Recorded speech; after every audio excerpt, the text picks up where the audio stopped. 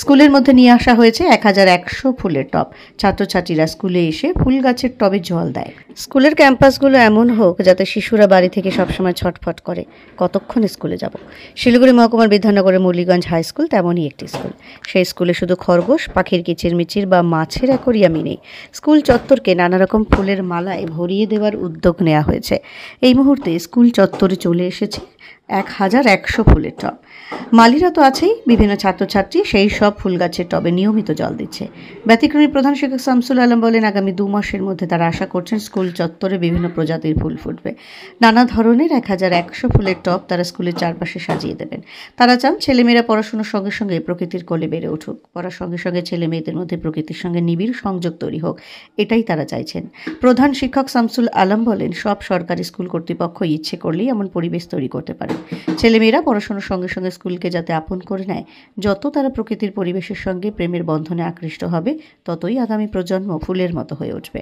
শীতকাল চলে এসছে, শীত মানেই আমাদের কাছে আরেকটা জিনিস নেচার মেলে ধরে, নানান ফুলের সম্ভার আর কি।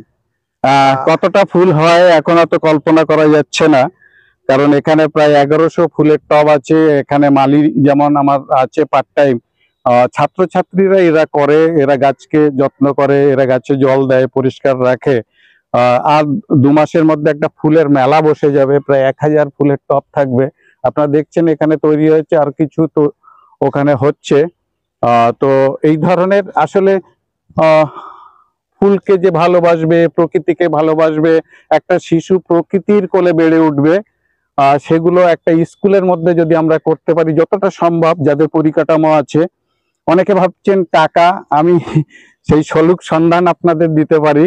টাকার জন্য অনেক CSR আছে, কর্পোরেট সোশ্যাল রেসপন্সিবিলিটি। আমরা যদি সেখানে পৌঁছাতে পারি তাহলে টাকার আপনার অভাব হবে না, কোনোদিনই অভাব হয়নি। মুরলীগঞ্জে যেটা হয়নি, লক্ষ লক্ষ টাকা অনুদানে এই স্কুল সমৃদ্ধ হয়েছে, পরিকাঠামো বড় করতে পেরেছে।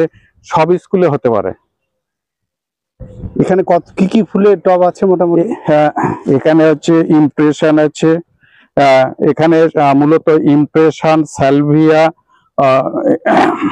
এখানে অনেক গাঁদা ফুলের। হ্যাঁ, গাঁদা ফুল একটু কম থাকে। ইমপ্রেশন আছে, সালভিয়া আছে, ড্যানথ্যাক্স আছে, এখানে আরো এই ধরনের প্রচুর ফুল আছে। তো যেটা আর 2 মাসের মধ্যে হয়ে যাবে, পরিপূর্ণ। হ্যাঁ, পরিপূর্ণ। একটা দেখে মনে হবে যে আপনি কাশ্মীরের কোন উপত্যকায় আছেন, এতটা আমরা ছাত্রছাত্রীরাও ফুলের প্রতি তাদের ভালোবাসা থাকে। সবাই ফুলকে কে না ভালোবাসে।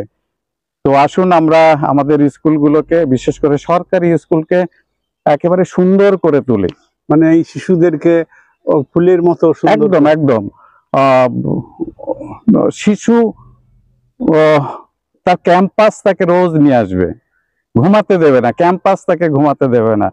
আমি এতটা ভাবিনি যে এই পাখি, এই 4টি খরগোশ সমস্ত শিশুদের কাছে কেন্দ্রবিন্দু হয়ে উঠবে, আদরের হয়ে উঠবে। একটা শিক্ষক যদি আমরা না আসি, হয়তো ছাত্রছাত্রী অতটা মিস করে না, কিন্তু স্কুলে না আসলে ছাত্রছাত্রী মিস করে যে খরগোশগুলোকে আমরা দেখতে পেলাম না। আমার তো এখন মনে হচ্ছে খরগোশগুলোকে দেখে, এবং আমার অ্যাকুরিয়ামে মাছ আছে, মাছের কাছে গেলে দূর থেকে ওরাও বুঝে যায় আমাকে খেতে দিতে আসছে, বা যে খেতে দেয় তাকে দেখে দূর থেকে একটা প্রাণী যে গ্লাসের মধ্যে, গ্লাসের ওপারে আছে, সেও বুঝে যাচ্ছে আমার মালিক আসছে, আমার ভালোবাসার লোক আসছে, খেতে দেবে।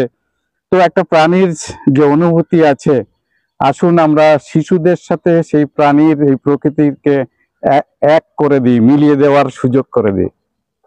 Thank you.